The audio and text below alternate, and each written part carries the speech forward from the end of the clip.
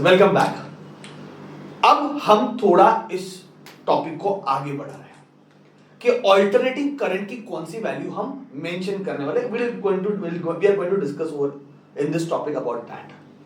हमने देखा instantaneous value, हमने देखा पीक वैल्यू, हमने देखा एवरेज वैल्यू, पर ये तीनों भी वैल्यूज हम मेंशन नहीं कर सकते। ओके, तो ऑल्टरनेटिंग करंट की हम कौन सी वैल्यू मेंशन करेंगे, हम कौन सी वैल्यू लोगों को बताएंगे, दैट इज इंपॉर्टेंट।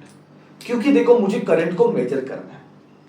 करंट को मेजर क्यों करंट को मेजर करना है? क्योंकि अभी मुझे इलेक्ट्रिक बिल निकालना है, तो मैं कितना करंट यूज कर रहा हूं मुझे मालूम होना चाहिए। तो करंट को मेजर करना बहुत इंपॉर्टेंट चीज है। और ये जो एमीटर होते हैं, वोल्ट मीटर होते हैं, वो एवरेज वैल्यू करंट की, एवरेज वैल्यू वोल्टेज की मेजर करते हैं। ये जितने भी इंस्ट्रूमेंट है, करंट बोलो, एमीटर बोलो, वोल्ट मीटर बोलो, ये एवरेज वैल्यू मेजर करते हैं। कौन सी वैल्यू मेजर करते हैं? एवरेज वैल्यू मेजर करते हैं। यहां पे भाई एवरेज मेजर ही नहीं कर सकते, क्योंकि एवरेज वैल्यू यहां पे कितनी आती है? जीरो आती है, क्योंकि डायरेक्शन चेंज होता है। तो डायरेक्शन चेंज होता है तो एवरेज वैल्यू जीरो आ जाती है। बात समझ में आ रहा है? तो एमीटर और वोल्ट मीटर को स्पेशली डिजाइन करना पड़ेगा कि हमें ऑल्टरनेटिंग करंट को मेजर करने के लिए। तो हम कौन सी क्वांटिटी, ऐसे कौन से फैक्टर को यूज करें ऑल्टरनेटिंग करंट के, ठीक है, जिससे हम उसकी वैल्यू, करंट की वैल्यू या फिर वोल्टेज की वैल्यू मेजर कर सके। ओके, अभी बात चल रही है मेजर करने की value. Ammeter, voltmeter से मुझे अगर कोई वैल्यू मेजर करनी है, ओके, तो कैसे मेजर करें, कौन सी वैल्यू मेजर करें? सबसे पहला चीज, direction of alternating current is changing. Alternating current का डायरेक्शन चेंज होते रहता है, and because of this reason average value तो हम मेजर नहीं कर सकते। तो हम थोड़ा टेक्निक लगाएंगे एवरेज निकालने का। एवरेज निकालेंगे तो टेक्निक से निकालेंगे, टेक्निक से। मैं आपको सिंपल वे में बताता हूं अपना क्या डिस्कशन हुआ था। जब मैं एवरेज फाइंड करने को जाता हूं तो मैं ऐसे सारे वैल्यूज लेता हूं, I1, I2 और ये लास्ट वाली वैल्यू IN, और I1 plus I2 plus I3 plus dot dot dot plus IN upon n जब करूंगा तो मुझे I एवरेज मिलेगा, और पूरे साइकिल के लिए कितना मिलता है? Zero. The value of current, average value of current for one cycle is zero, पर वैसे अपने को तो आई चाहिए, पर हमें आई स्क्वायर से भी तो काम चल जाएगा ना। ये अपना हीटिंग इफेक्ट का फॉर्मूला है। हीट तो कांस्टेंट ही रहता है, हीट कभी करंट के डायरेक्शन पे डिपेंड नहीं करता। तो ये फंडा लगा के हम आई स्क्वायर ढूंढेंगे ना यार। Do you understand what I am saying? और फिर उसका रूट ले लेंगे तो आई मिल जाएगा। अब आई के पीछे क्यों भाग रहे हो? Why you are running behind I? You will get always zero. आप एक काम करो, स्क्वायर करके एवरेज निकालो, स्क्वायर करके एवरेज निकालो। स्क्वायर करके एवरेज निकाला तो सारे के सारे पॉजिटिव है, पॉजिटिव का स्क्वायर पॉजिटिव रहता है, और बाद में के नेगेटिव है, नेगेटिव को तू स्क्वायर करेगा तो फिर से क्या हो जाएगा? पॉजिटिव हो जाएगा। अब मुझे पता है ये जीरो आने का चांसेस है क्या? नहीं है। तो अल्टीमेटली तेरे को आई स्क्वायर चाहिए ना, क्योंकि ये फैक्टर कांस्टेंट है, वो डिपेंड नहीं करता। ये एच फैक्टर आई के डायरेक्शन पे डिपेंड नहीं करता, वो आई स्क्वायर पे डिपेंड करता है। बात समझ में आ रहा है? जो हीटिंग इफेक्ट है, जो हीट प्रोड्यूस होता है, वो किस पे डिपेंड करता है भाई? आई स्क्वायर पे डिपेंड करता है। So my ultimate target is I want I square. So if I want I square, मैं स्क्वायर करके निकालूंगा तो आई एवरेज का स्क्वायर मिल जाएगा। अच्छा, ये आई एवरेज का जो स्क्वायर मिला उसका रूट निकालोगे तो आई मिल जाएगा। तो आई भी तो आ गया ना आंसर।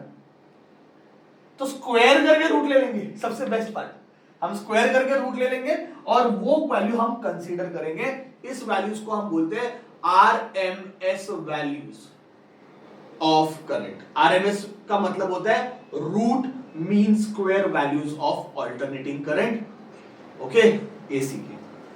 तो आरएमएस वैल्यू हम डिफाइन करने वाले, समझा? तो जो भी वैल्यूज हम बताते वो आरएमएस वैल्यूज रहते हैं, क्योंकि हीटिंग इफेक्ट जो है वो आई स्क्वायर पे डिपेंड करता है। तो इस कॉन्सेप्ट को यूज करके हम आरएमएस वैल्यू डिफाइन करेंगे, हम आरएमएस वैल्यू नोट डाउन करेंगे। देखो अब सिंपल सा बात है, एक बकेट ले लो और इस बकेट में पानी ले लो, इसमें एक इमर्शन हीटर डालो, और ये इमर्शन हीटर से 10 ampere peak, 10 ampere peak, peak मतलब समझा ना, ऑल्टरनेटिंग करंट भेजो। मैंने देखा कि इसका टेम्परेचर 10 डिग्री सेल्सियस था पहले, जैसे मैंने हीट करना चालू किया 10 डिग्री सेल्सियस से 100 डिग्री सेल्सियस 30 मिनट में पहुंच गया। कितने मिनट में पहुंचेगा? 30 मिनट में। पर वही अगर मैंने 10 एम्पियर डायरेक्ट करंट लगा दिया तो इसका टेम्परेचर 10 डिग्री से 100 डिग्री सेल्सियस 20 मिनट में पहुंच रहा है। इमेजिन करो, जब 10 एम्पियर पीक का बात कर रहा हूं, 10 एम्पियर पीक जो करंट अल्टरनेटिंग करंट है, ओके, वो जब मैं यूज करता हूं तो पीक मतलब समझ में आ रहा है ना आपको? 10 एम्पियर पीक अल्टरनेटिंग करंट जब मैं यूज करता हूं तो 30 मिनट में ये हीट वाटर का जो टेम्परेचर है वो 10 डिग्री से 100 डिग्री ऐसा हो गया समझो। पर जब मैं 10 एम्पियर डायरेक्ट करंट यूज कर रहा हूं तो 20 मिनट में अटेंड हो गया। मतलब ये इक्विवेलेंट काम नहीं हो रहा है। तो मैंने ऐसे चेक करना चालू किया भाई, थोड़ा 9 एम्पियर करके देखा, 8 एम्पियर करके देखा, and I came to conclusion कि जब 7.70 एम्पियर डायरेक्ट करंट भेजता हूं, 7.07 एम्पियर जब मैं डायरेक्ट करंट भेजूंगा तो 10 डिग्री से 100 डिग्री पहुंचने के लिए बराबर 30 मिनट लग रहा है। इसका मतलब क्या है कि ये 10 एम्पियर पीक ऑल्टरनेटिंग करंट जो है वो लगभग उसमें से जो करंट की एक्चुअल वैल्यू है, एवरेज वैल्यू, वो 0.70, मतलब डायरेक्ट करंट में जो वैल्यू आ रही है वो इसमें से आ रही है, क्योंकि 10 एम्पियर में मतलब सिर्फ 10 एम्पियर थोड़ी आ रही है, 0 आ रही है, 1 आ रही है। तो 7.07 एम्पियर ये उसकी एक वर्चुअल वैल्यू हो गई, या फिर ये उसकी एक आरएमएस वैल्यू हो गई। तो ये आरएमएस वैल्यू होता है कि भाई एक्चुअल में, मतलब मैंने भेजते हो 10 एम्पियर भेजा पीक, पर यूज उसमें से ओवरऑल जो वर्क डन हुआ, हीट जनरेट हुआ है, वो 7.07 एम्पियर से हुआ है। तो 7.07 एम्पियर ये मेरा कौन सा वैल्यू हो गया? आरएमएस वैल्यू हो गया। टेक्निक मतलब समझ में आ रहा है कि 10 एम्पियर पीक जितना काम करता है, जितना हीट जनरेट करता है 30 मिनट में, उतना ही हीट 7.07 एम्पियर डायरेक्ट करंट करता है। मतलब ये 10 एम्पियर पीक अल्टरनेटिंग करंट ये किसके बराबर है? 7.07 एम्पियर के बराबर है। तो ये फंडा निकाल के हम आरएमएस वैल्यू फाइंड करेंगे और उसको हम अल्टरनेटिंग करंट को मेंशन करने के लिए यूज करेंगे। तो अल्टरनेटिंग करंट की कौन सी वैल्यू हम मेंशन करने वाले, बताने वाले, जो भी वैल्यू हम नोट डाउन करने वाले, लिखने वाले, वो है आरएमएस वैल्यू। ना हम पीक वैल्यू बताते हैं, ना हम इंस्टेंटेनियस वैल्यू बताते हैं, ना हम एवरेज वैल्यू बताते हैं, हम आरएमएस वैल्यू बताते हैं। क्योंकि आरएमएस वैल्यू से ही हमें एक्चुअल में पता चलेगा कि इन एंड ऑल कितना करंट यूज हो रहा है वो पर्टिकुलर वर्क करने के लिए, वो पर्टिकुलर हीट जनरेट करने के लिए। तो हीटिंग का थोड़ा मैंने कॉन्सेप्ट लगाया, जान दो एक्सप्लेनेशन मैंने आपको मेरे हिसाब से बता दिया थोड़ा बहुत। हमें आरएमएस का डेरिवेशन में इंटरेस्ट है, आरएमएस वैल्यू कैसे फाइंड करेंगे, we are interested in the derivation. तो let us start doing the derivation. RMS value कैसे फाइंड करेंगे? आई आरएमएस स्क्वायर मतलब मैं सारे आई स्क्वायर की वैल्यू, सारे आई स्क्वायर जो की फंक्शन है थीटा के, एंगल के, ओके, मैं इंटीग्रेट करूंगा 0 से 2 pi divided by 2 pi, d theta से डिवाइड करेंगे ना, I square into d theta upon I square, d theta is angle upon angle, angle angle cancel, तो अपने को क्या मिलेगा? I square. तो ये फंडा लगाया जैसे पहले वाले सब में लगाया था, पूरे साइकिल के लिए यूज किया ना, हम जो कर रहे हैं वो पूरे साइकिल के लिए कर रहे हैं। तो इंटीग्रेट होगा चालू 0 से और कहां से खत्म होगा? 2 पाई से। तो मैंने किससे डिवाइड किया? 2 पाई से। प्रीवियस इसमें हाफ साइकिल के निकाला था, तो हमने डिवाइड किससे किया था? पाई से। चेक करना प्रीवियस लेक्चर में। अब यहां पे किससे डिवाइड किया? 2 पाई से। एवरेज किसका फाइंड कर रहे हैं? आई स्क्वायर, सारे I square, i1 square plus i2 square plus i3 square plus dot dot dot in square upon n। तो हम आई स्क्वायर को इंटीग्रेट कर रहे हैं, कहां से लेके कहां तक? 0 से लेके 2 पाई तक, which is a function of d theta, क्योंकि आई की वैल्यू क्या है? I naught sine omega t plus alpha.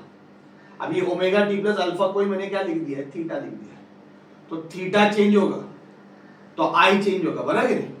तो आई थीटा पे डिपेंड करता है, तो इंटू डी थीटा लिखा है, आई स्क्वायर इंटू डी थीटा, मतलब मैंने एंगल से मल्टीप्लाई किया तो डिवाइड बाय एंगल कर दिया, पूरे साइकिल का तो 2 पाई से डिवाइड किया, तो I R M S square is equal to, next step देख लो बच्चों, 0 to 2 pi I naught square sine square theta d theta upon 2 pi,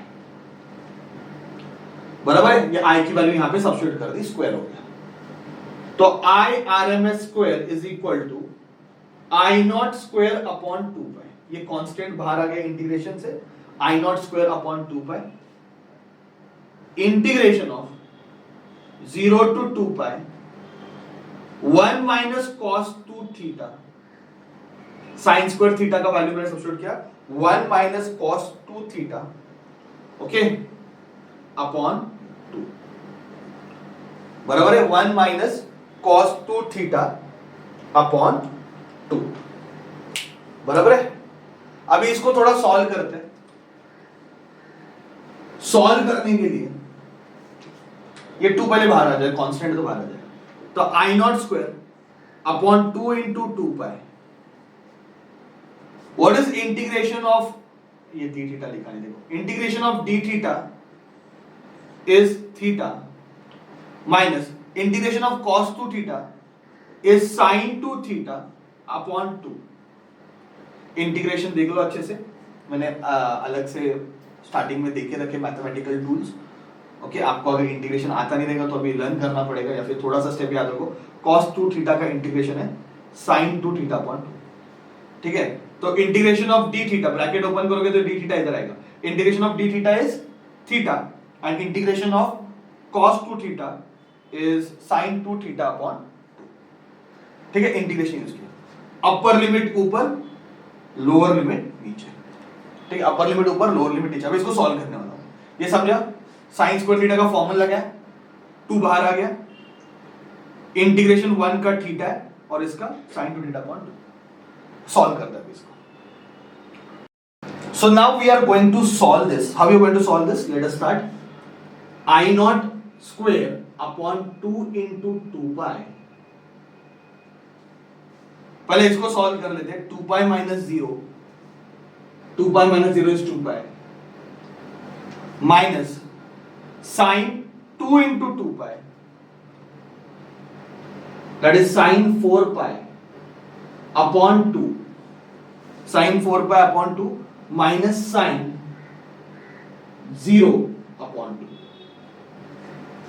okay, so what is the value of sin 4 pi, what is the value of sin 4 pi, sin 4 pi की value 0 है, sin 0 की value भी 0 है, ये दोनों value 0 है, sin 0, 2 पाई, 4 पाई, 6 पाई, 8 पाई, ये सारे, ये वैल्यू भी 0 है, ये वैल्यू भी 0 है, तो यहाँ पे मैंने सब्स्टिट्यूट किया, यहाँ पे मैंने सब्स्टिट्यूट किया, ये दोनों वैल्यू 0, तो ये निकल गया, तो बच गया सिर्फ 2 पाई, तो मैं बोलूंगा I R M S square, I R M S square is equal to I naught square upon 2 into 2 pi, और यहां से क्या बच गया, सिर्फ 2 pi, this 2 pi and 2 pi will get cancel my dear student, so I R M S की value आ जाएगी I naught upon root 2, 1 upon root 2 का वैल्यू है 0.7071 आई नॉट,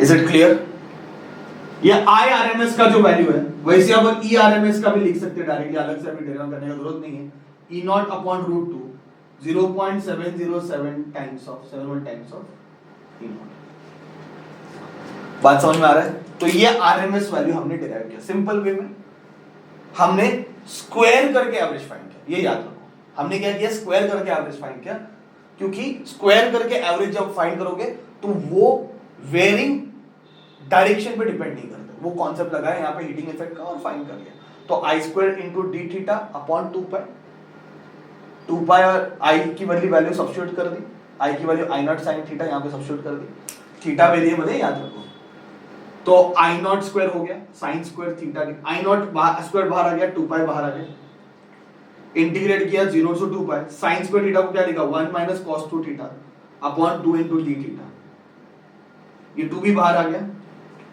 यहां पे इंटीग्रेशन किया, ब्रैकेट ओपन करो, डी थीटा ही है, डी थीटा का इंटीग्रेशन थीटा है, cos 2 थीटा का इंटीग्रेशन sin 2 थीटा अपॉन 2, ठीक है। फिर सॉल्व किया, upper limit minus lower limit, upper limit 2 पाई, लोअर लिमिट 0, तो 2 पाई माइनस 0 मतलब 2 पाई। यहां पे भी सेम वे में किया, तो ये तो 0 0 है, सॉल्व करके आंसर मिल गया। Is it clear? सिंपल है, अच्छे से नोट डाउन करना है। अभी हम फाइंड करेंगे कि भाई heat produced by AC over complete cycle,